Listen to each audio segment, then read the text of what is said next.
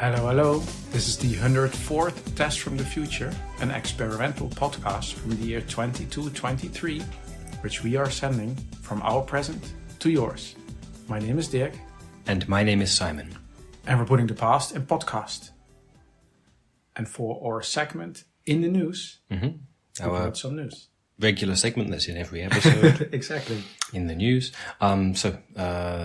Just recently, the Martians admitted that they have visited Earth before. That's something people were wondering, And they have insisted for the longest time, no, this time when we're meeting you now whenever it was, this is the first time we're meeting you.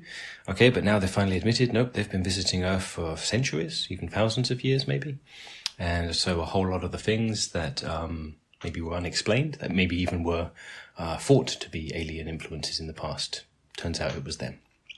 Things like Area 51, sure, but also the Tunguska event, the Nazca Lines, Easter Island.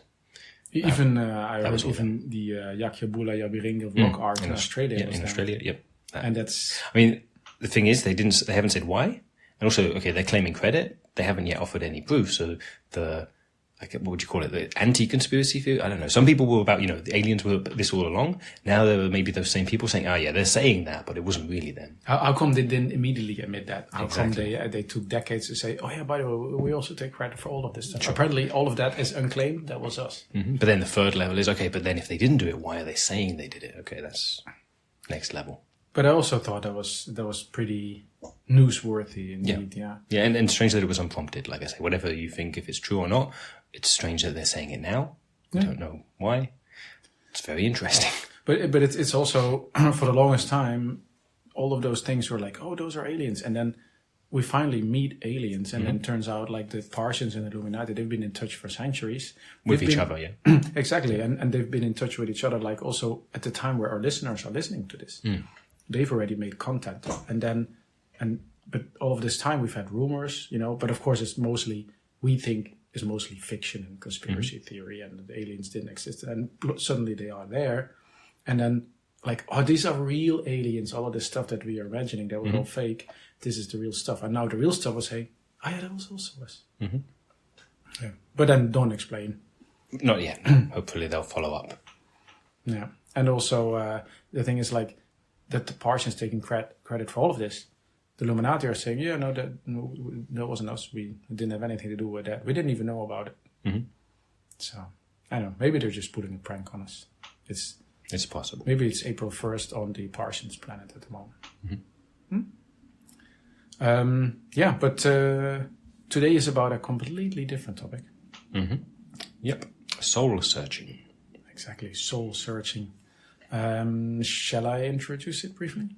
Yeah, please do. So soul searching is kind of like an overarching term. I'm not even sure if it's an official term. Kind of like what? Oh, like a nickname's not the word. Like a slang term for it? Yeah, I guess it's kind of like an overarching term for everything related to souls, and I think it kind of plays on the fact that a lot of it is research. It's so like souls are really. Something that's really hard to grasp. In the last couple of decades, there's a lot of research being put into this, and this kind of like soul searching. And actually coming up with answers, for all of human history, I'm going to say, there have been questions with no answers. And a lot of speculation. And I think it's the research really, I think it really started to get results by the time they had the questions formulated properly. I think it's like, do they even exist? I think that was the starting point. But then, what are souls made of, or how are souls created, or like, do animals have souls? And of course, very up to date, do robots have souls, or cars or rocks? Do rocks have souls? It's like at one point you can ask about anything. Do anything have souls? Yeah, I mean, all predicated on the first question: do souls even exist? That being yes, then you get all these other questions. Exactly. Yeah. So, and it's actually, do souls even exist? Yes, we'll get to that in a bit. But I think the most important question, I guess, that was answered is, how are they created? I guess that's the main question. And also then, what defines a soul? How do how do you detect it, or how do you identify one? Right. And how do you measure it? exactly, yeah, that's it. And then I think the final conclusion I think the final conclusion was like when a single being treats the entity in question as another being, a soul is created. Yeah, it can be more than one, of course, but the requirement is basically at least one being treats another as a being. Yeah, exactly. So it's kind of like it requires one additional being. Like a soul is not. It doesn't appear by itself. It's always triggered. And the thing is, this is like for all of humanity, this was typically done by babies being born, and like human or not, doesn't really matter. Like it turns out also, like if it's baby fox, this also applies because there's a mother fox or sister fox or daddy fox. Other foxes around. Yeah. However, fox families are built up of, and but this is also happening with plush animals apparently. Yeah, so some people really care for their plushes. Plush animals have souls, and in general, even things with faces. And dolls paint their face on a rock and really consider that rock to be another being. This rock will get a soul. There's even a woman I know that keeps talking about the soles of her shoes. Yeah. They're very important to her. Although I'm not sure. I mean, the sole of a shoe is a very important thing. True, exactly. Maybe whichever way you want it. Yeah, exactly. So that was really the main result of all of this research, and this is kind of like the starting point. Okay, we know souls, we know how they came into existence or come into existence, and then of course, spawning from this were many additional questions. Yeah. Main one being, okay, so this is how souls come into existence. And, okay, what happens when, say, the person dies? Yeah. Because some religions have speculated that souls are reincarnated, reused, basically. But actually, now we know that's super rare. Like, it has happened occasionally, but that's basically a mistake. It's not meant. They're not meant to be reused. Exactly. It's that's also how I understood it. It's a bit of an anomaly. Like the person that like when a new being gets a soul, it's usually a fresh soul. Yeah. But of course, like the thing is, like souls and reincarnation are like, as far as I understand, parallel systems. So I'm not sure how that works. But it also means that there are constantly new souls being created, right? Yeah. By definition, like we're saying, that reuse is accidental. They're meant to be fresh. But I'm just maybe looking at it more from like a technology or the data perspective. Like at one point we're out of storage, right? Because there's constantly new souls being created. If babies and storage in the sense of bodies for those souls to live within, or do you just mean like space in the universe? Yeah, exactly. More like that kind of sense. Sure, I guess that could become an issue at some point. The universe is pretty big, so far it's not been an issue. True, and also they don't actually take up physical space. It's like some sort of imaginary soul storage that we're kind of starting to filling up by reproducing so much. Yeah. I mean, it's like when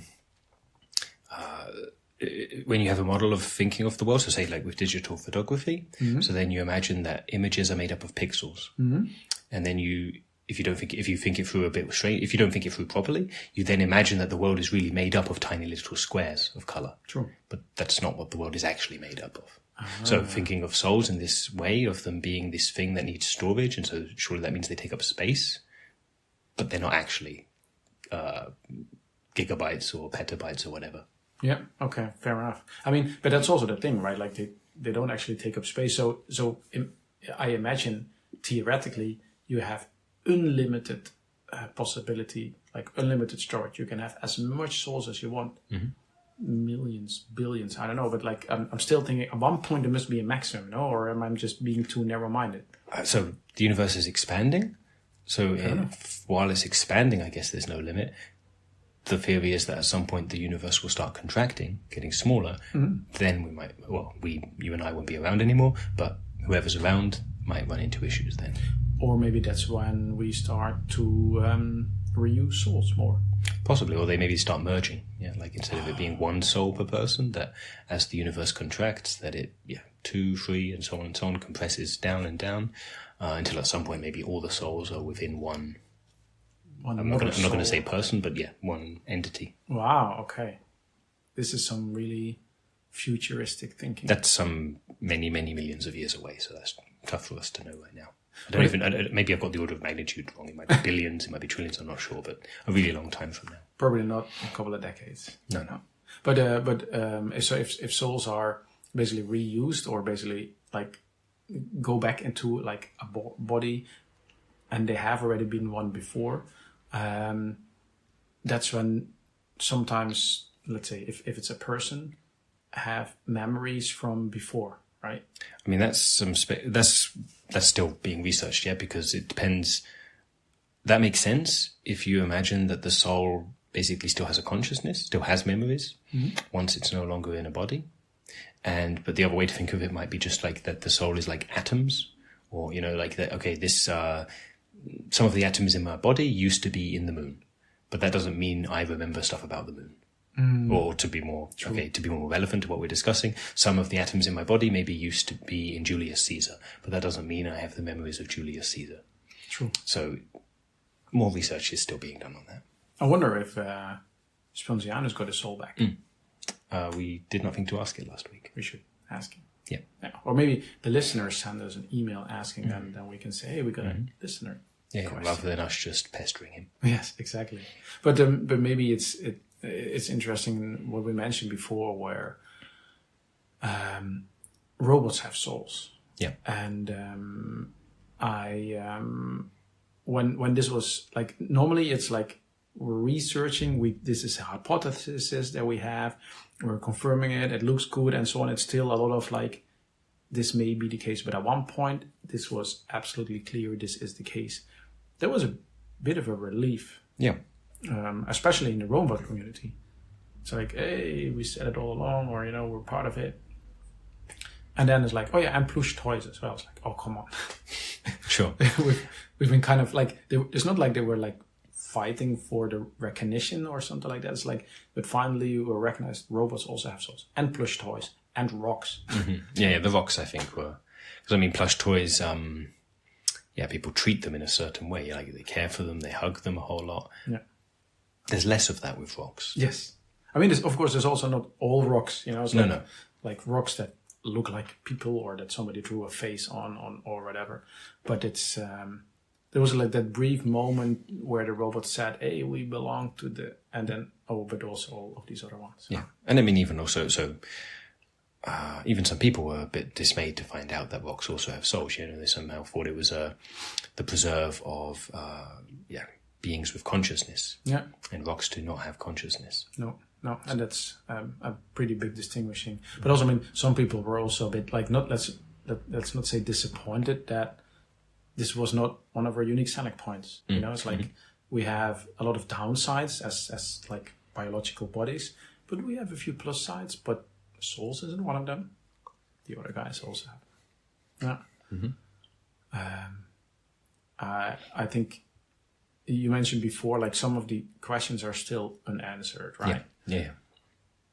Sure. And so, like I mentioned before, okay, the soul is generally made fresh for a person. Let's say a person, and when that person dies, the soul goes away, like it's no longer in their body. And one question is still, where does it go to? Yeah. If anywhere, like does it just hang around exactly where it was? There isn't a body for it to act through, or does it go somewhere else? That's still being worked out. Yeah, as far as we understand it, like they are still around, like they still exist. They're just not there anymore. I don't know how to describe it, but it's. I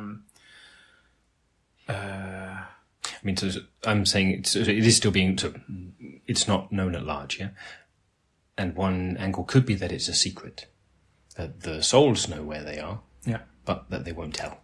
Exactly. I mean, that's also how I understood it. Like initially, I actually thought this has been found out, but it's kept a secret for whatever reasons.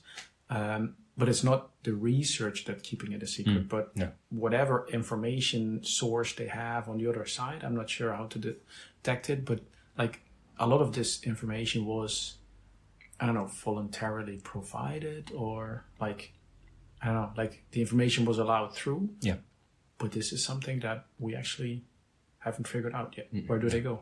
And part of the research into it has people been not simulating, initiating near-death experiences, so that they can like, hey, if I almost die, maybe I'll be able to see where my soul will go, and that will lead to me knowing where other souls are.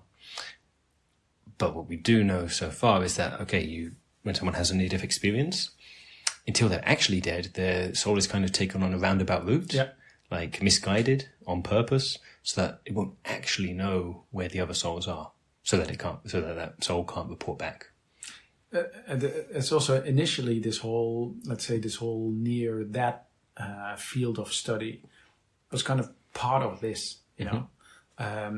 But the results were so wildly different that then this happens, and there was just no singular hypothesis to be able to be defined. Like, this is actually what's happening. That at one point the only conclusion is it's completely random and none of it is true. Which I'm partial to. I like that. Yeah. In general, I mean, things being random. Me too. Not so much planning. Exactly. There's also that, you know, hey, now this is about, there's the tunnel, there's the light, that's what I'm going to, you know. No, this is different all the time. Yeah. So also kind of makes it like kind of to anticipate, you know, what am I going to get? I think, of course, what we at least should mention, like being more of a tech-heavy podcast, is there is actually a tool that can detect souls. Now, it's nice. It's like a hit counter so like you can look at it and the number just keeps going on and up. Like a nice big hit counter. Some days faster, so some moments rather faster than others, but basically always going up. It's called the Soulmate. Soulmate, that's it. I couldn't remember the name. And it's different variations. Like there's like industrial soulmates, but you can also now get them as a kind of like a household appliance. But it's interesting. I've actually seen it being used when a soul was created. Well, that's what the hit counter is measuring. But then there are filters. So there are settings where you can filter. So by default, it will simply count every single soul that comes into existence. But you can filter it. You can say, for example, how about just within my family, like my extended family? I mean, you know. So you know when you have a new cousin or whatever, or you know, for a region or for a sports team. Yeah, why not a sports team? Stuff like that. But I've seen, like the version that I've tried is like a really like tiny thing. You can point at something, and then it will detect if there is a soul there. So basically, if it would point it at you, it would flash green. If it would point it at your chair, it would flash red or whatever the color was. But if you point it at a plush toy, it would be green, and depending on the toy. Depending on how much it was loved and played with and such. But it works if you basically point at something that doesn't have the soul when you're pointing at it, but gets one, so it turns from red to green. I see what you mean, in the observation of it. Yeah, exactly. So the machine itself, the Soulmate, doesn't count as an observer in its own right, but usually there's someone nearby using it, and that person looking at it is enough attention. I wonder if you like the Soulmate so much, or if you love the Soulmate so much that it gets a soul. That it itself would get one, and then it might go back in a bit of a feedback loop, where it detects itself. But hopefully that would be something you can, in the filters, you could say don't include itself. But the thing is, if let's say, if we're talking about like a standard human baby, this gets a soul, then this grows up, gets a plush toy, loves its plush toy gets a soul. So, but the plush toy is never Well, a plush toy, you think? Sorry, the toy can't observe. Yeah. So it itself cannot make new souls. Exactly. So there's two variations. Although, of course, the soul bit itself doesn't Same have with anything the rock, to do with actually. it. Yeah, exactly. So But humans and robots, for example, and animals. Yeah, true. Actually, yeah, you need a bit of a. I mean, there's another question along those lines is if there always needs to be an observer to create a new soul. At some point long ago, where did the first soul come from? That's a question beyond the scope of this podcast, but an interesting thing to think Fair of. point, actually. Yeah. I mean, I'm going to say twins. Cool. It's kind of, I guess, kind of the chicken and the egg. Yeah, exactly. But you have twins; they observe each other. Boom, you got some souls. But of course, you don't need a soul to be able to be an observer, right? So maybe there was the first observer who created a soul in some Could have been. observer. Could have been. Huh. Okay. We'll think about this some more. I probably will forget about it after this episode, but we'll think about this some more. I think what's interesting, of course, like we've been speaking about the last few decades. There's a whole field of study, of course, that came to be. I mean, you can study soul searching in general. You can even get your bachelor in soul searching, but then you can even specialize. Sure. Yeah, there's a whole lot of specialities, especially when you go on to do your masters. I know soul psychology. Yep. Soul architecture, soul training. True, yeah. They're related.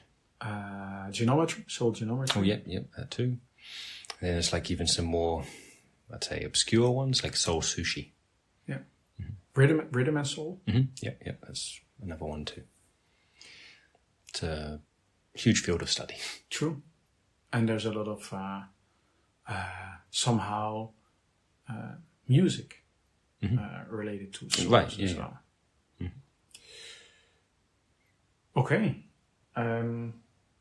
You reckon that's enough soul searching for today? For today, yeah. Because we also have a small listener question. Yeah, let's answer that question here. Shall I read it out? Sure. So, Mancine asks, simple question from Romania here. If you live so long, do you still have midlife crises? Yes, we do. Yep, and our midlife is most of our life. Yes. So, yeah, for over 100 years. I also, I was first of all a bit surprised that apparently 200 years ago they also had them already. They were just super short. Right. They basically had as far as I understood, like the first third of your life, then you have a midlife crisis for 1/3. Oh, you have your midlife. Like right kind of. The crisis isn't like mandatory, but it's common enough. I also don't know how long it really was, but it was like a relatively minor part of people's lives. But of course, our lifespan has kind of, become much longer. Yeah, expanded. 150 years average lifespan, and most of this time has been taken up by this midlife crisis. Like, no, it's not so much just one long, unending crisis. True, that would be pretty harsh. It's more that, I mean, in any life, well, I don't want to say in any life, in a lot of lives, stuff comes up. Maybe stuff you weren't hoping for, messes you up a little bit. Okay, that's by definition a crisis. You deal with it, move on.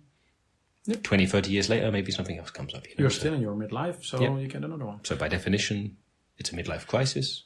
You could just call it a crisis. Yeah. But by definition, it's a midlife crisis. Well, okay, but right, it's not just that it's a crisis in the middle of your life. It's that it's related to you, maybe reaching some realization. Oh, I've been spending 30 years on this thing, and I realized that was a bit of a waste of time. I should have been doing something else. Yeah, I think the maybe I should be doing something else kind of is it. And also, as far as I understood, it was like maybe slightly more dramatic. Right, when your life was so short, it was a big deal. Like, oh wow, I've over half my life is gone by now. And also some people maybe didn't get to it or just didn't experience one. But now it's so long, everybody will have several during their life, and it's kind of like accepted. It's like being. I always have the feeling that maybe 200 years ago, it was kind of being, oh, this guy has or this woman has a midlife crisis, and now it's like, hey, how many did you get already? Or sure. Which one are you in now? Or what did you do during yours? And it's more of like a conversational. Yeah, comparing notes. Yeah, exactly. So, and also most people that you meet are in one or have had one recently or are planning one. Yeah. And there's a whole industry based about it. You know, It's helpful to get recommendations. Yeah, exactly. And it's that you even see commercials now. You know, like, you know, if you have your next midlife crisis, you got to do this. You know, you got to learn to ride the hover bike, or don't forget to visit this destination. It's completely optimized for people that have a midlife crisis. Mm-hmm. Yeah. Yeah. And of course, it's again a bit of a human thing, a midlife crisis. It's not saying that robots don't have identity crisis, but they don't, like, they start with this. Mm-hmm. And we, like we... Right, they don't have 20, 30 years of just kind of assuming everything's going to work out, and kind of putting in the back of their mind, dealing with stuff. From the beginning, robots are dealing with stuff. Exactly, they don't have this this growing up part. Yeah, exactly. So I guess it's kind of balancing things out. Yeah. Okay, cool. This we answered that well, I think. Yes, I think so too. I mean, it's a soul-searching midlife crisis. This has been a bit of a philosophical episode. Mm-hmm. Yeah, that was it for today. Mm-hmm. Yeah. People listening to us in the past, we'd like to know that this episode reached you successfully. So please send an email to michaellasagna5@gmail.com. Put the number 104 in the subject. And if you have any questions, you can ask those in the email itself. Yes, and we will answer them on air. Mm-hmm. Like we just did with Mancine. Exactly. All right. Then thanks for listening, and see you in 200 years. Bye-bye.